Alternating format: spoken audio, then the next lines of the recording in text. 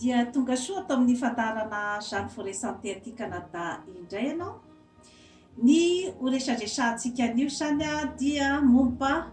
ny fikapohan-jasa. Mety ve sa tsy mety ny fikasihan-tanana ny zanakitsika ao an-trano? Io karazana lohateny io zany dia miteraka karazana discussion betsaka zany indrindrandrindra zany amin'ny ray aman-dreny mpiavy sy ny olona tompon-tany aty amin'ny tany mandroso izany toy ny Amerique du Nord, satria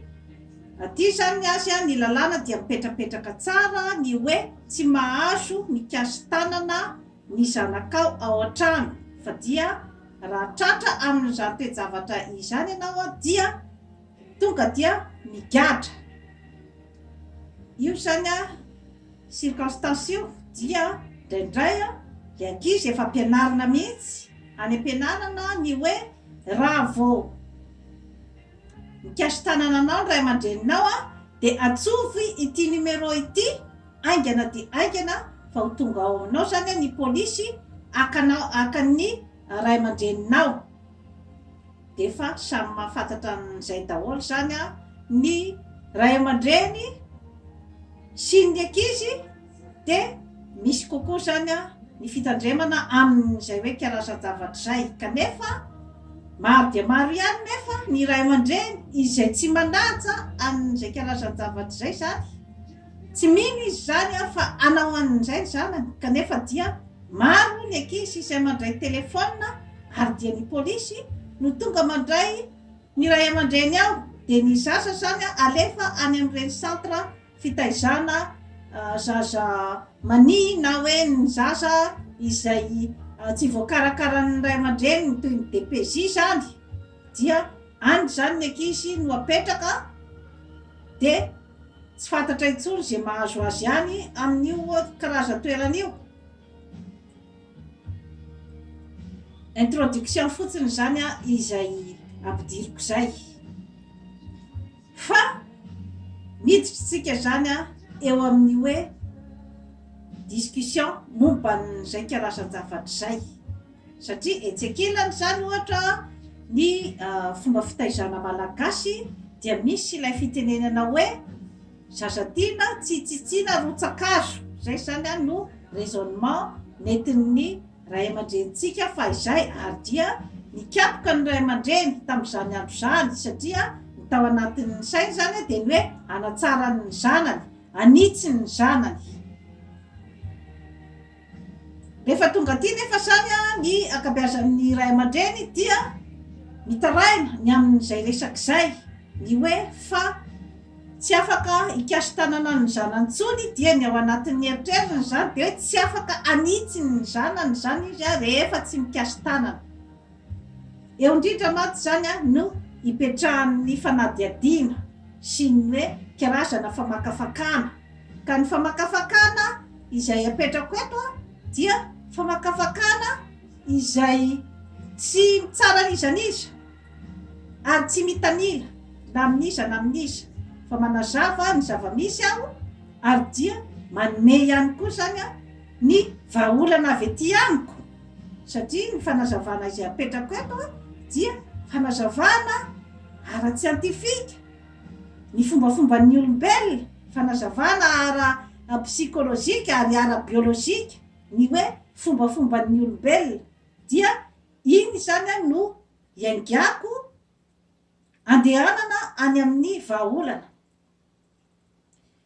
Marina fa manana n'izay fomba fisainantsika izay zany isika malagasy ohatra zany ny amin'izay hoe zazatiana tsy tsitsiana ratsakazo izay. Kanefa koa zany tsika efa tokony mieritreritra ihany koa zany ny hoe karazana hoe inona ny zava-misy amin'ny ankizy amin'izao fotoana izao, inona ny zavatra iainany ary inona ny zavatra lazaina azy.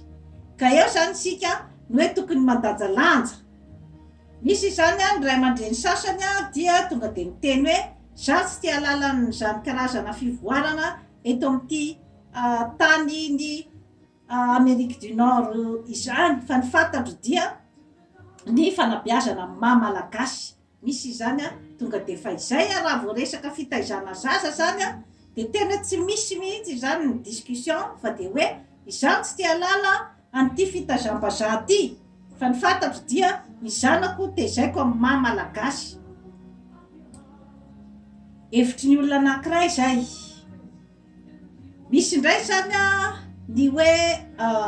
efa mba somary milefaka ihany zany ny amin'ny hoe resaka karazana famelana ny zaza zany hiaina ny tontolo hiainany eto zany. Ka misy zany ny hoe contradiction amin'izay fotoana zay, satria misy ihany koa zany ny hoe manjary miteraka fitsarana zany zay fombafomba zay hoe de fa avelanareo anao fomba-bazaha ve zany ty zaza ty, nga ny fomba-bazaha mifanentana amin'ny fomba fiainatsika malagasy, nga ny fomba-bazaha tsy manam-pahendrenany ireo vazaha reo fa isika malagasy no manana fahendrena. Ka eo indrindra mantsy zany no mila salasalaina zany ny zavatra rehetra rehetra, satria mantsy ny hoavin'ny zanakitsika no tokony hojerevantsika amin'ny zavatra rehetra rehetra, fa tsy hoe ny fitazomana ny fomba ohatran'izao sy ny ohatran'izao, satria amiko manokana zany dia tokony zany ny olombelona rehetra mahay maka ny zavatra tsara fakatahaka amin'ny tany iray, dia mamela ny zavatra tsy metimety na ny amin'ny fombanao zany na ny amin'ny fomba ny tany izay ivaniananao, hitadiavanao ravinahitra. Ka eo indrindra mantsy zany no mipetraka ny hoe karazana discussion zay mipetraka eo amin'ny hoe resaka fikasian-tanana ny zaza io. Ara-psikolojika zany dia averiko eto ihany ny hoe resaka pulsion. Ny pulsion zany de ilay hoe karazana fientanam-po atezerana tsy hay tohaina izay alefa any amin'ny olona anankiray izay misy zavatra nahasorenanao zany tamin'ny olona anankiray. Zany hoe tsy vitan'ny fifampiresahana intsony zany ny famahana ny olana, fa mandeha hatrany amin'ny fampiasana zany herisetra, fampiasana herim-batana. Ka eo mantsy zany no mila jerevana akaiky ny amin'ny momban'izay zavatra rehetra rehetra izay. Moa ve ny kapoka no mety hahendry ny zanakao, no mety hitondra azy any amin'ny lalana tsaratsara kokoa amin'ny fiainana, sa ny fahaizanao miresaka aminy, ny fahaizanao mandresy lahatra azy ny amin'ny hoe tsy nety ny zavatra nataony, ary dia mametraka ihany koa ny karazana vahaolana miaraka aminy ny tokony izorana, satria tsy misy olombelona tsy mety ho diso daholo na ny ray aman-dreny na ny zanaka. Fa izay fomba fampitondrana izay zany eo no matetika mampisy zany ny hoe tady tapaka, ny fifandraisana tapaka ary ny fitiavana izay tsy mitoetra intsony eo amin'ny ray aman-dreny sy ny zanaka raha vao niditra zany amin'izay hoe karazana violence izay ny fifampitondrana. Eo mantsy ny sarotra be raha vao tapaka izay fifandraisana izay dia eo no miteraka ny karazana korotana izay mipetraka zany amin'ny tokantrano iray sy ny korotana ara-tsosialy. Ka ny resaka fikapohan-jaza zany na taloha ny olona taty amin'ny Amerika Avaratra dia nikasy tanana, satria izay no eritreretiny zany fa hoe ahendry ny zanany. Rehefa natao nefa zany ny fanadihadiana dia misy sakana maro dia maro zany ao ambadiky ny fampiasana herintsandry amin'ny fifandraisan'ny zanaka sy ny ray aman-dreny. Ka rehefa nanao ny fanadihadiana zany ny mpandinika ny fiarahamonina taty, nahatonga azy nametraka ny lalàna fa tsy tokony ahazo mikasy tanana intsony ny ray aman-dreny, dia misy vokadratsiny maro zany ao amin'ilay ankizy, ilay fikasihan-tanana. Na ilay ankizy zany anjary sasa maherisetra na hoe violent, zany hoe amerina an'iny fikasihan-tanana iny koa zany amin'ny olona manodidina azy rahatr'izay,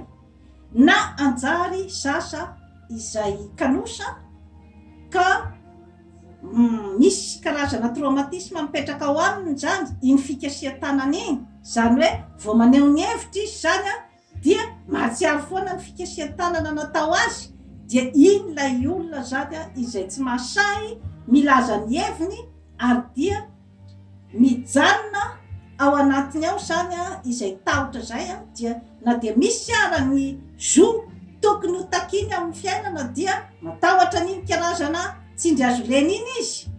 dia tsy mahasahy miteny. Zay no mahatonga zany ny frustration rehetra zay miandrona ao amin'ny olombelona iray, ary dia mety miteraka hatrany amin'ny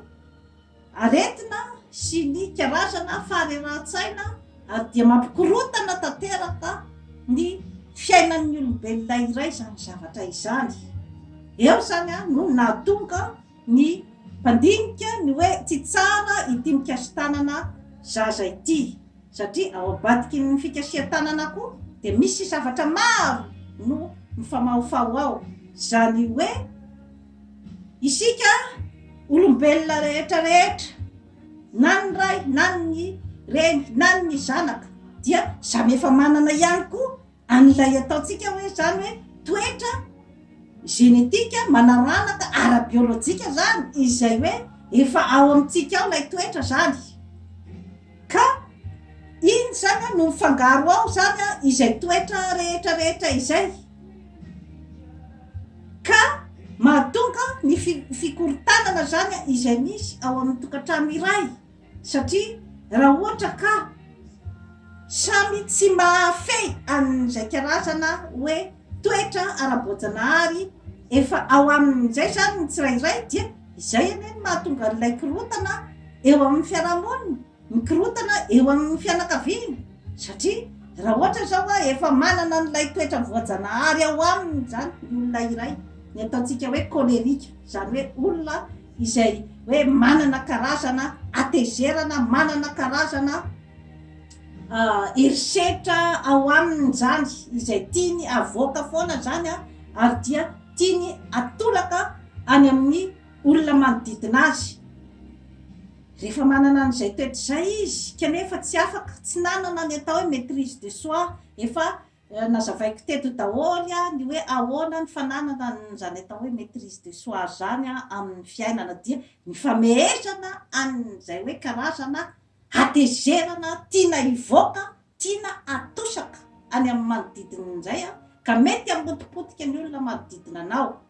Ka efa natoroko teto daholy ny hoe resaka sakafo ara-pahasalamana izay mety mitondra fitoniana bebe kokoa ho anao, satria misy ny sakafo izay mitondra karazana excitation bebe kokoa ho an'ny olona anankiray zany, ka mahatonga azy hanana an'ilay karazana hoe atezerana, ny énergie négative ao aminy zany izay atosany amin'ny olona manodidina azy. Dia efa niteneniko teto ny hoe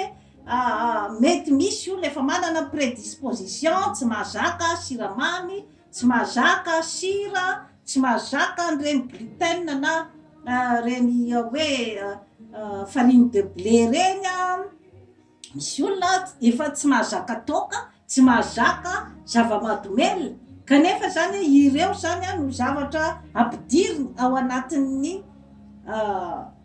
sakafo hoaniny andavanandro, dia azagaga raha ohatra ka ireo zavatra ireo zany no mirongatra ao aminy, dia mitondra an'ilay atezerana. Ka raha ohatra tsy voafehy zany zay zavatra rehetrarehetra zay manoloana ny fisavoaravoaran'ny fiainana, ty resaka iray ty koa zany no tiako presizena tsara zany ao anatin'lay hoe inona psykôlôjia mitondra ny olona izay ty mikapoka ny olona faible noho izy. Maro ny zavatra mety mitondra amin'izay zavatra zay de ny hoe ilay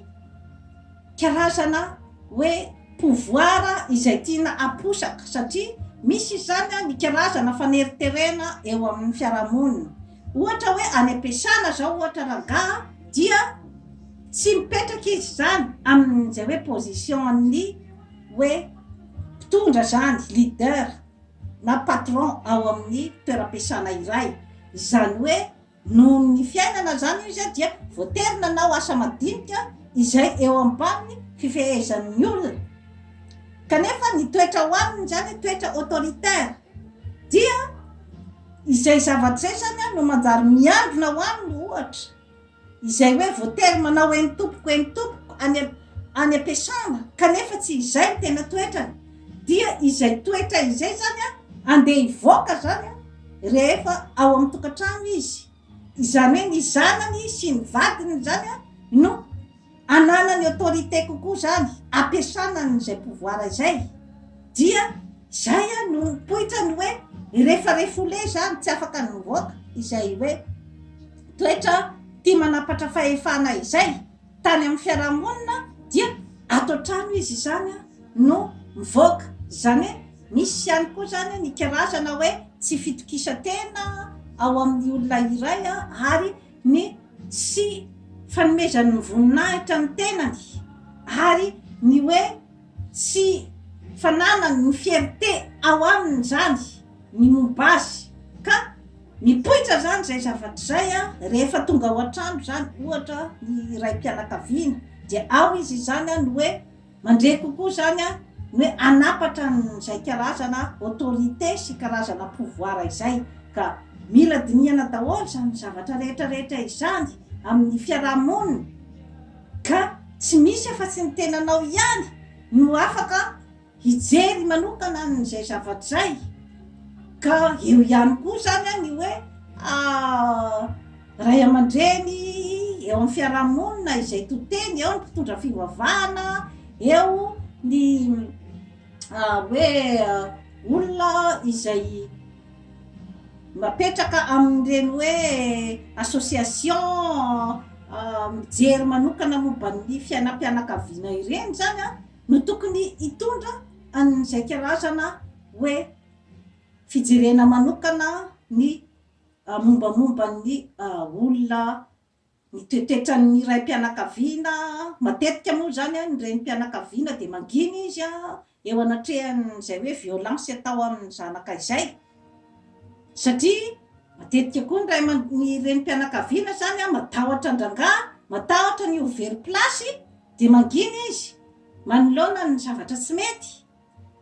Ka tokony zany hoe ny olombelona dia mahay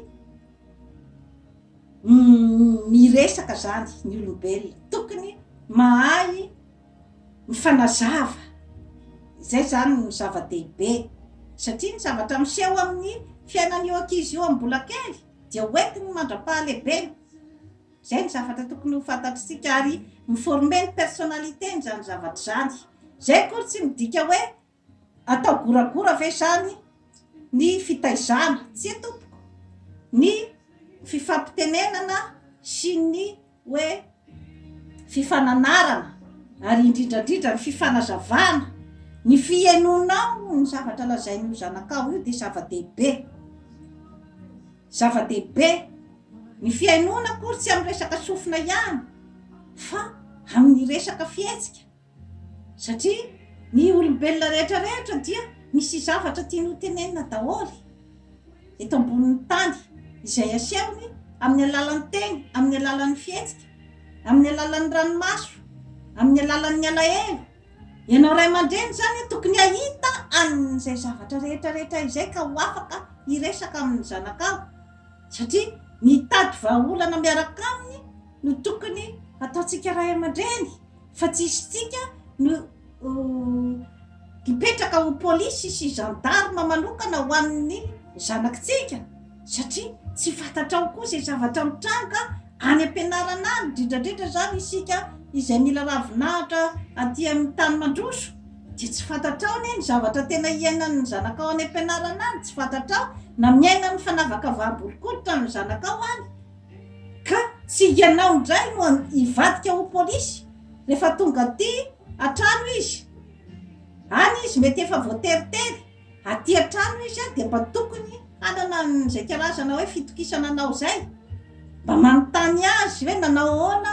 ny tany am-pianarana ny zanako isan'andro dia tsy maintsy anontaniako an'izay ary tsy maintsy anontaniako amin'ny antsipriany ny zavatra izay mety manahirakirana azy ka zany zavatra rehetrarehetra izany dia hoentiko ilazana amintsika fotsiny fa hoe ny fifanankalozan-kevitra dia zava-dehibe eo amin'ny ray aman-dreny sy ny zanaka ny fahaizana mampiresaka an'io zaza io satria raha vao hoe tsy hainonao izy zany fa tonga dia hoe kapoka mandrivorivo zany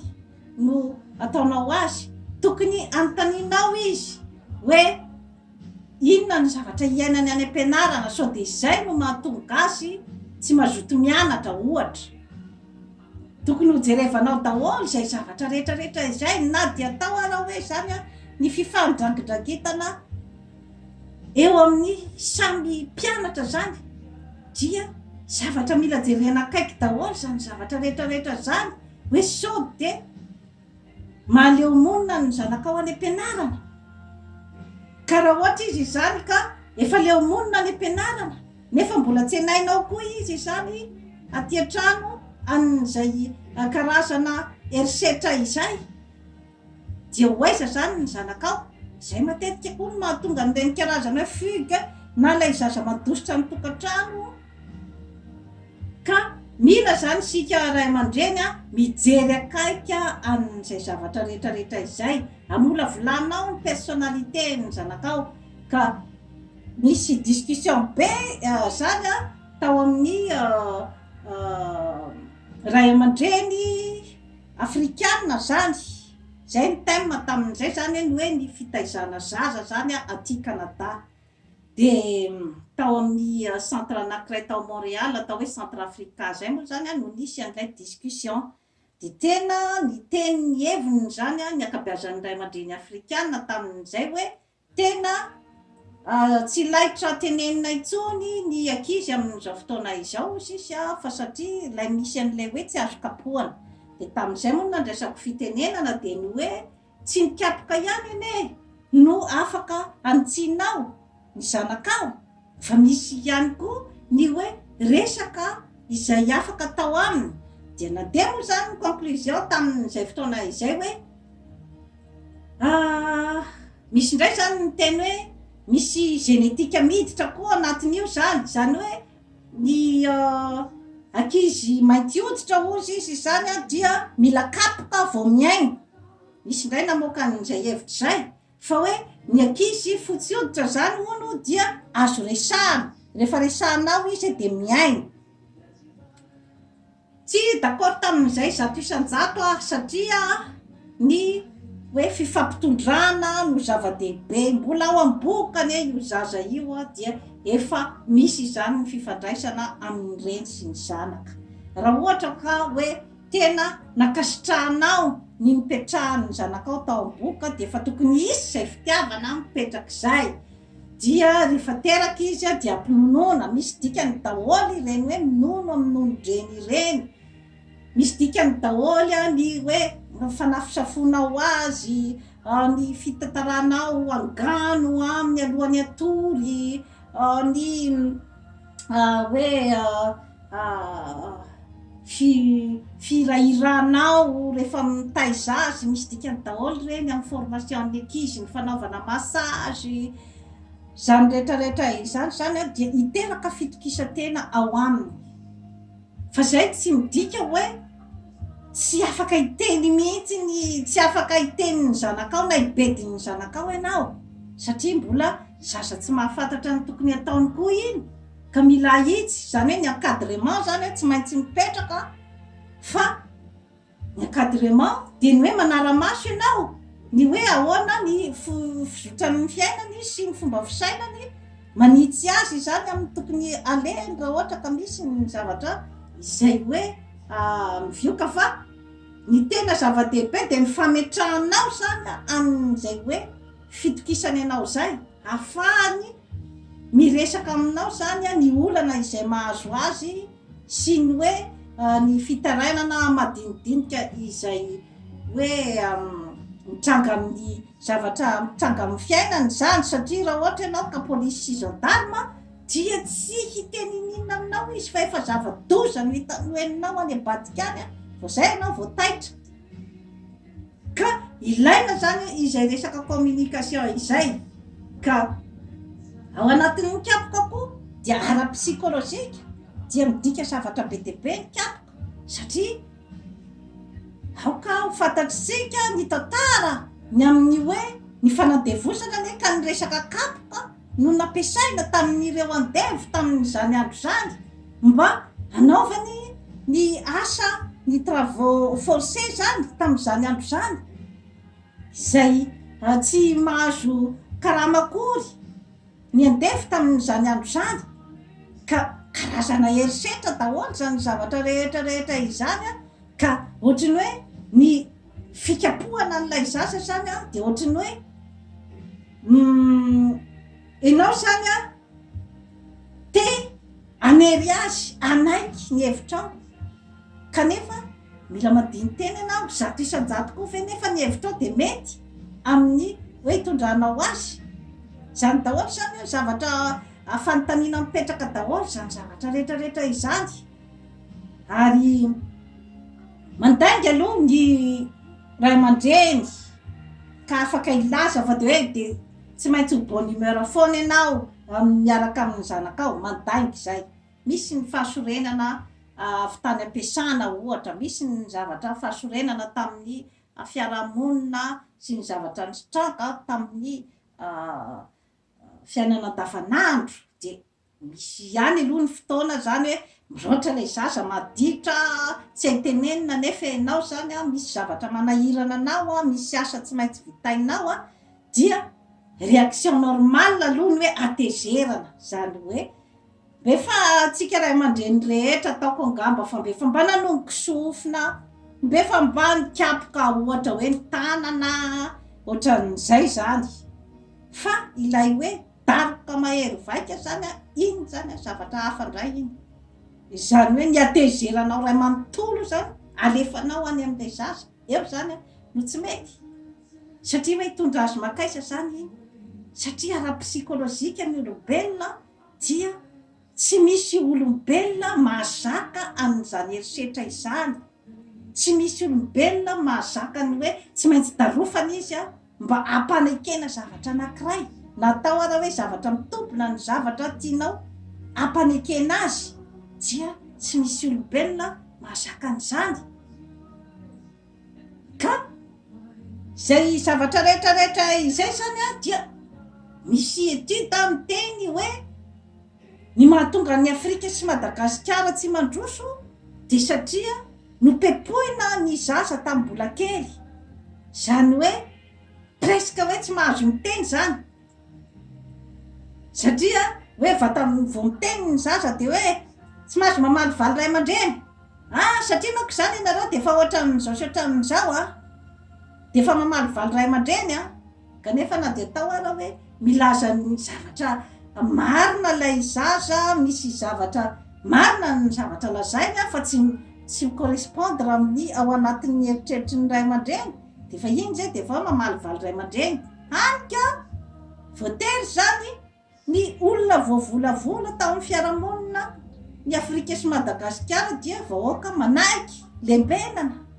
satria zay rehefa nampepoana tamin'ny mbola kely zay zany hoe zay omeny mpitondra eo zany dia ekena fa tsy vahoaka afaka hitaky ny zony fa zahay ane mananjo ohatra ny olom-pirenena rehetrarehetra mananjo izahay eto amin'ity tany ity mananjo ihinana mananjo hitafy ohatry ny olombelona rehetra, mananjo ho tsaboina, mananjo hianatra, hisotro rano madio, satria zay le hoe tamin'ny mbola kely dia hoe resaka fampanginana amin'ny resaka kapoka, resaka fampanginana manginina rao, fa ilay fienoana zany, ilay hoe conversation zany entre ny ray aman-dreny sy ny zanaka zany iny zany mbola visy dia visy zany amin'ny Afrika sy Madagasikara, ka mila mieritreritra sika zany amin'izay lafin'izay, satria tamin'ny fivoriana izay nataoko tao amin'ny centre africain momba ny fitaizan-janaka aty amin'ny tany mandroso zany dia somary nanometsiny ahy zany ny ray aman-dreny afrikana tamin'izay fotoana izay, ny amin'ny hoe enao zany de efa ohatriny hoe manaiky ny fitaizana aty amin'ny tany mandroso, tsy hoe ny fitaizana aty amin'ny tany mandroso na tetsain'ny tany mandroso no ekeko no arahako, fa hoe inona ny zavatra finosiny, satria misy koa ny teteaka koa ny ray aman-dreny afrikana tao ny hoe misy zany ny teny hoe tena miaiky aloha québécoise ny teny an'izay, miaiky ny ray aman-dreny afrikana aussi izy fa vatany vomitrerina n'io zanan'io izy aussi izy vatany vomi-kapoka n'io zanan'io dia mangina ilay zaza, de navaliko tamin'izay moa zany de ny hoe maro de maro ny erisetra atao amin'ireo ankizy ireo eo amin'ny fiarahamonina, ny erisetra amin'ny endriny maro samihafa, ny erisetra ara-nofo atao amin'ireo ankizy ireo, fa zay le hoe zaza endry tsy miteny zay de lasa sy misy mahasaha miteny, ka amin'izao fotoana izao zany de isaorana manokana izany ny hoe ny olona izay mampiseho an'ireny erisetra ireny amin'ny réseaux sociaux amin'izao fotoana izao, de isaorana manokana zany zavatra rehetrarehetra izany ny amin'ny hoe mba hitandreman'ny olona zany amin'ny tsindry-azolena, misy ilay hoe fitenenana hoe misy cercle misy eo amin'ny famoro-piretana, dia manomboka eo amin'ny patron zany ny famoro-piretana mamoro-poritra ny mpiasa ao aminy, de ny mpiasa ao aminy mamoro-poritra ny vadiny, de ny vadiny mamoro-poritra ny ankizy, de ny ankizy mamoro-poritra ny saka sy ny alika, ka zay zany ny phénomène d'agressivité izay mitranga amin'ny société matetika, ka ao anatin'ny famolavolanao daholo ny hoe inona ny olana mitranga, inona ny vahaolana,